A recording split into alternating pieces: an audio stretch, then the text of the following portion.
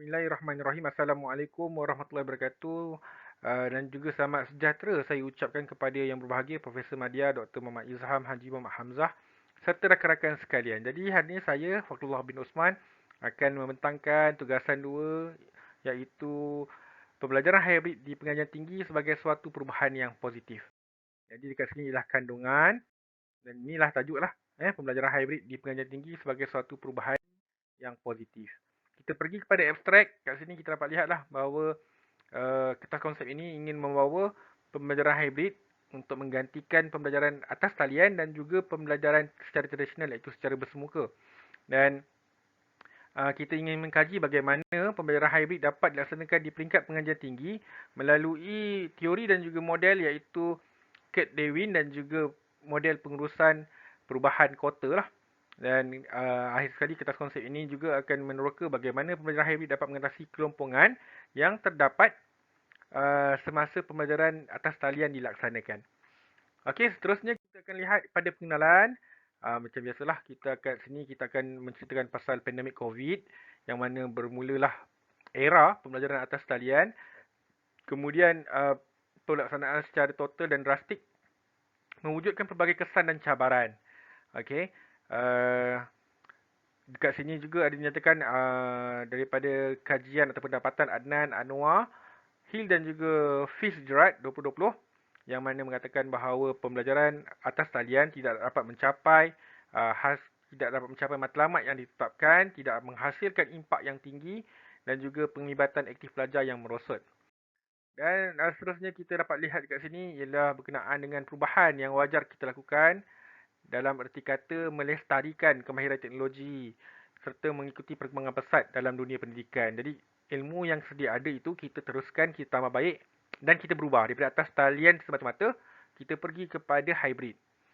Okey, yang mana kita jangkakan dapat mengubah suasana pembelajaran dan juga akhir sekali yang ini masih yang samalah macam mana teori dan juga model membantu untuk kita implement pembelajaran secara hybrid di peringkat pengajian tinggi. Jadi kita lihat pada teori teori Kurt Lewin 1951 menyatakan 3 fasa utama untuk berubah iaitu fasa yang pertama ialah pencairan. Di fasa pencairan ini sebenarnya sudah pun berlaku apabila COVID-19 ataupun COVID-19 melanda dunia. Jadi pembelajaran secara bersemuka ditangguhkan, perjumpaan secara fizikal di perpustakaan, perbincangan kolaboratif antara pelajar dan juga pensyarah, pelajar dengan pelajar juga dihentikan. Dan semuanya bergantung kepada pembelajaran atas talian. Bila kita laksanakan pembelajaran atas talian itu tadi, kita masuklah fasa yang kedua iaitu perubahan, change. Jadi semua warga ataupun institusi pengajian tinggi, ya, pensyarah dan juga pelajar mengamalkan pembelajaran atas talian secara total.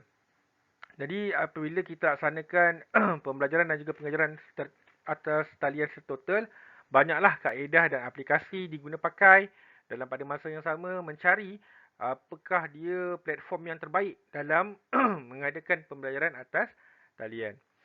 Dan secara tak langsung juga pengetahuan dan juga kompetensi ICT di kalangan pensyarah dan juga pelajar juga dilihat meningkatlah daripada tidak mahir ataupun kurang mahir kepada semakin mahir.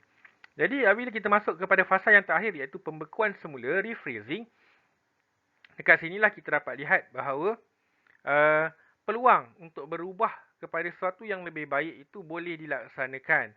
Dan Institut Pengajian Tinggi seharusnya mewartakanlah pembelajaran secara hybrid ini dilakukan atas dasar kelemahan yang muncul semasa mengadakan pembelajaran atas talian. Dan pengalaman dan juga kompetensi pensyarah yang sedia ada itu juga harus diperkemas. Harus diperkemas agar pembelajaran pembelajaran secara hybrid ini dapat ditambah baik dari masa ke masa dan juga dapat diamalkan secara berterusan.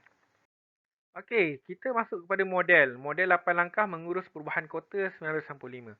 Untuk model 8 langkah mengurus perubahan, kota menyatakan bahawa yang pertama ialah cipta keperluan.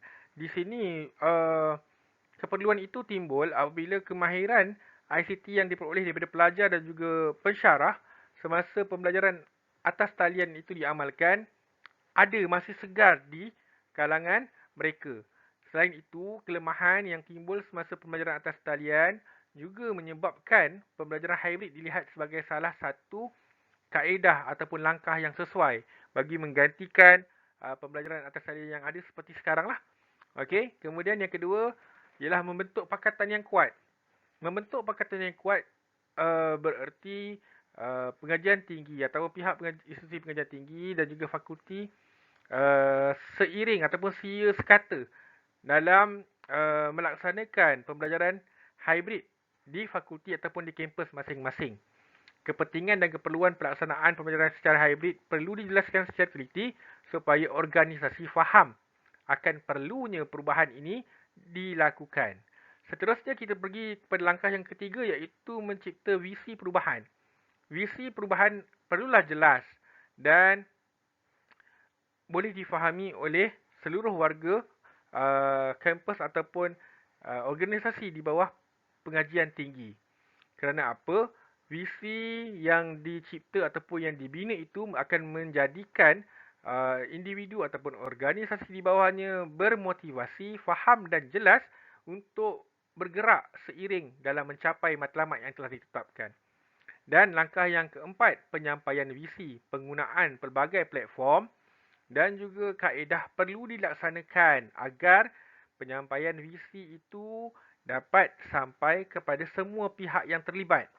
Dan kepentingan perubahan itu juga perlu dinyatakan agar dapat menarik perhatian para pelajar dan juga warga kampus amnya lah.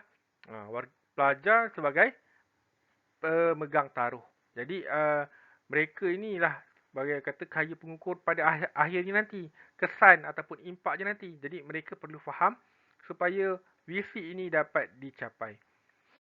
Seterusnya pada langkah yang kelima, kota menyatakan sudah menjadi lumrah apabila perubahan itu dilakukan akan ataupun mungkin timbulnya halangan-halangan seperti pihak penentang dan juga sebagainya. Justru itu, sebagai institusi, kita perlulah mengambil pendekatan dengan perbincangan ataupun melihat bagaimana masalah yang diutarakan itu dapat diselesaikan dengan baik dan berhemah agar perubahan yang kita rancang itu dapat diteruskan ataupun perancangan untuk berubah itu dapat dilaksanakan.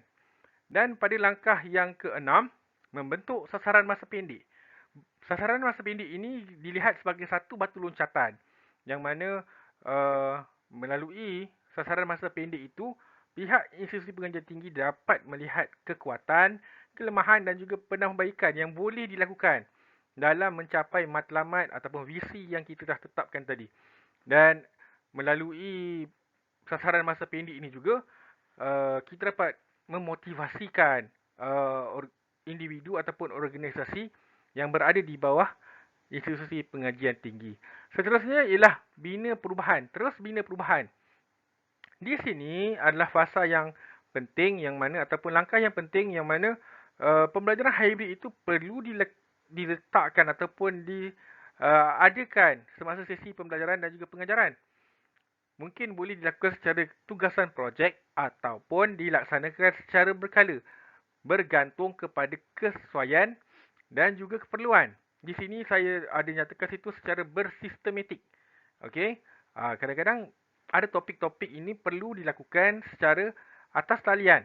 Jadi kita boleh lakukan secara atas talian dan juga ada masa perlunya bersemuka kita laksanakan secara bersemuka.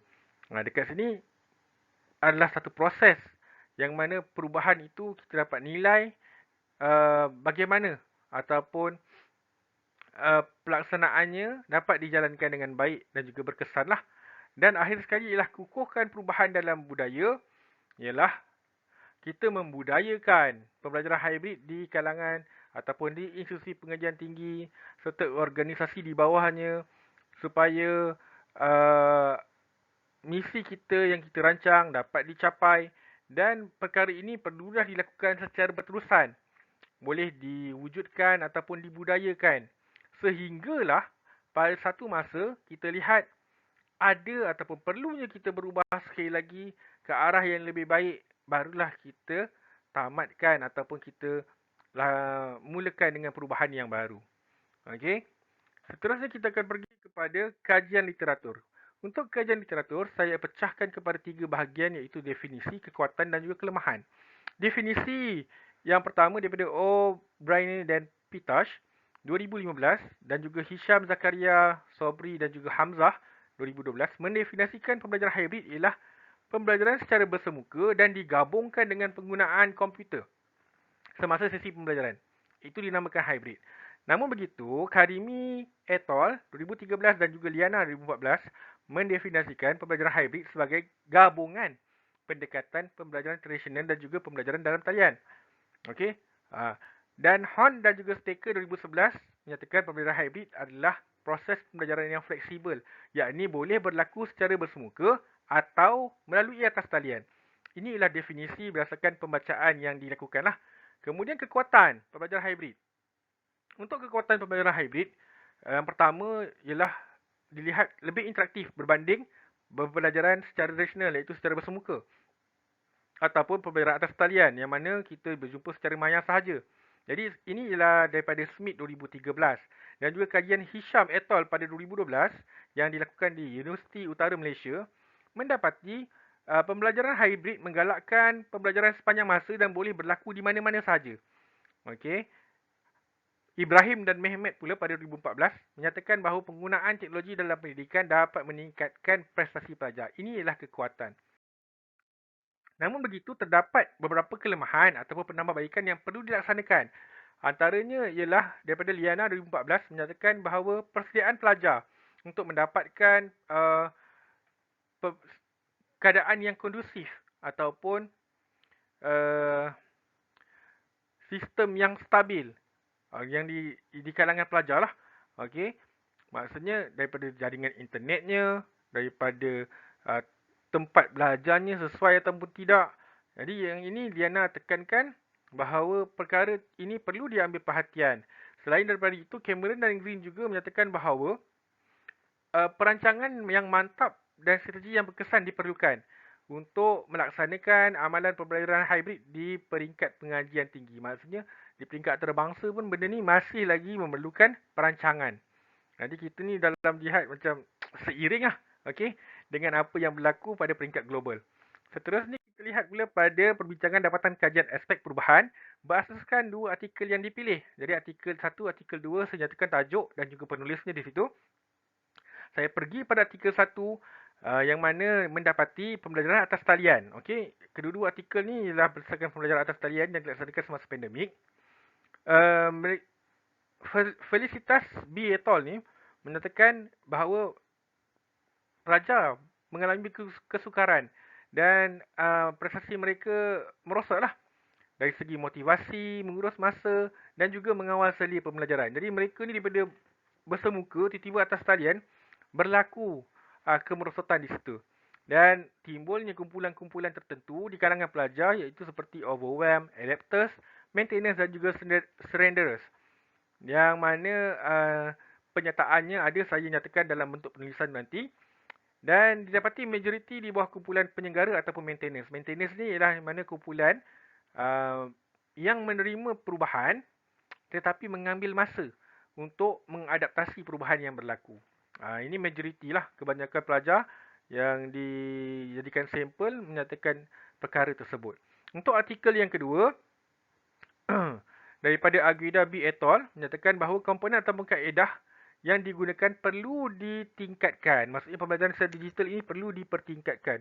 Yang kedua, dapatan kajian menunjukkan bahawa pelajar dan pensyarah belum bersedia dan menyatakan pembelajaran secara bersemuka adalah lebih menarik. Seterusnya, yang ketiga, daripada artikel 1 menyatakan memerlukan panduan. Ini ialah untuk pensyarah dan juga pelajar. Mereka ini memerlukan panduan untuk menerima perubahan. Kalau kita refer balik tadi pada langkah perubahan, model 8 mengurus perubahan kota tadi, kita tahulah bahawa visi perlu jelas, pelaksanaan dan juga penentangan yang timbul tu perlu diatasi dengan baik. Dan yang keempat kat sini, komunikasi kolaboratif antara pelajar dengan pensyarah merosot. Bukan sahaja pelajar dan pensyarah, pelajar dengan pelajar pun juga merosot sebab semua dilakukan secara atas talian. untuk artikel yang kedua, dapatan saya yang ketiga ialah latihan dan kemahiran ICT perlu dilaksanakan secara berterusan dan sekiranya amalan pembelajaran hybrid ini dilaksanakan, perancangan strategik dan juga amalan kerja berpasukan perlu dilakukan bagi memulihkan keberkesanan pembelajaran dan juga pengajaran yang dilaksanakan lah. Okey. Jadi isu-isu di Malaysia berkaitan dengan perubahan. Dekat sini saya tekankan mengenai dengan capaian jaringan internet. Ini juga seiring dengan dapatan daripada IUC Perdana Putera yang menyatakan bahawa uh, suasana pembelajaran yang kondusif seperti internet, tempat ataupun akses kepada pembelajaran hybrid itu menjadi isu kepada persediaan pelajar untuk menerima perubahan. Dan yang kedua, Luqman Arif Abdul Karim juga menyatakan bahawa perbezaan capaian internet di antara bandar dengan luar bandar sangat berbeza. Iaitu 70% berada di bandar, 30% di luar bandar. Jadi perbezaannya terlalu ketara. Murid ataupun pelajar yang berada di luar bandar sukar untuk menerima capaian ataupun akses kepada internet.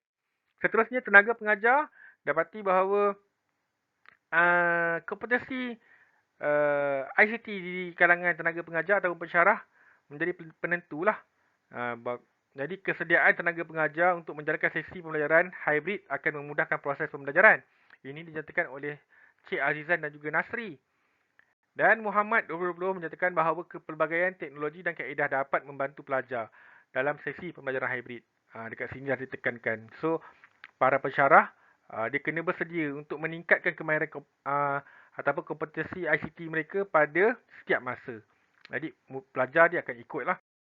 Dan implikasi terhadap sistem pendidikan Malaysia dari aspek perubahan pendidikan dari dasar 4IR KPT iaitu Revolusi Industri 4.0 yang mementingkan ataupun mengutamakan pendigitalan dalam semua aspek. Jadi bila kita laksanakan pembelajaran secara hybrid ni secara tak langsung kita mendukung dasar ini dan juga menyokong kepada wawasan kemakmuran bersama 2030 yang memerlukan keberanian dan juga usaha yang berterusan. Jadi kita lihat perubahan ke arah pembelajaran secara hybrid ni dilihat dapat memberi implikasi lah kepada dasar yang didukung oleh KPT. Seterusnya pensyarah. Kesibukan pensyarah dalam kajian di lapangan dan juga seminar, bengkel dan sebagainya dilihat dapat diringankan. Maksudnya beban pensyarah itu dapat diringankan bila pembelajaran secara hybrid ni diamalkan. Maksudnya boleh bergantung, lebih fleksibel di mana sahaja pada bila-bila masa. Okey, jadi itu dia punya main point. Dan kat situ ialah arus perubahan dan kelancaran teknologi dunia. Jadi IPT ni sebagai tempat untuk menyediakan para generasi yang akan profesional lah di negara kita ni, patutnya perlu lebih bersedia lah untuk menyampaikan perkara yang terkini, yang terbaik kepada para pelajarnya. Seterusnya yang akhir sekali ialah pelajar yang dilihat sebagai stakeholder ataupun pemegang taruh dan juga kayu pengukur kepada keberkesanan. Okey, jadi pelbagai metod dan kaedah yang kita lakukan semasa pembelajaran hybrid harap dapat menambah kreativiti dan juga membuka daya pemikiran pelajar lebih kreatif dan kritis. Okey, dan tidak terhad kepada pertemuan secara fizikal di kuliah ataupun pembacaan buku semata-mata. Okey, jadi ini antara inilah kesimpulan yang mana kita nyatakan bahawa pelajaran atas talian itu kita lihat tidak mencapai sasaran yang kita harapkan. Namun begitu, pengetahuan dan kemahiran ICT yang ada semasa kita laksanakan pembelajaran atas talian itu patut dilestarikan ataupun dikekalkan.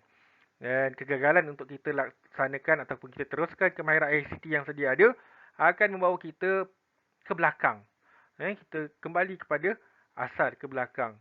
Yang mana dunia teknologi kita tahu bahawa ianya sangat laju dan kalau kita ketinggalan kita akan rugilah.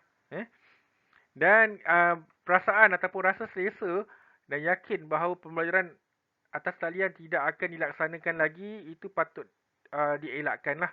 Kerana tidak mustahil jika wabak seperti COVID-19 itu berulang, kita ni akan lebih bersedia berbanding apa yang kita laksanakan dahulu. So inilah rujukan. Okey, ada 12 rujukan kat situ dan sekian, terima kasih. Saya buka kepada pandangan dan juga pertanyaan. Assalamualaikum. Terima kasih.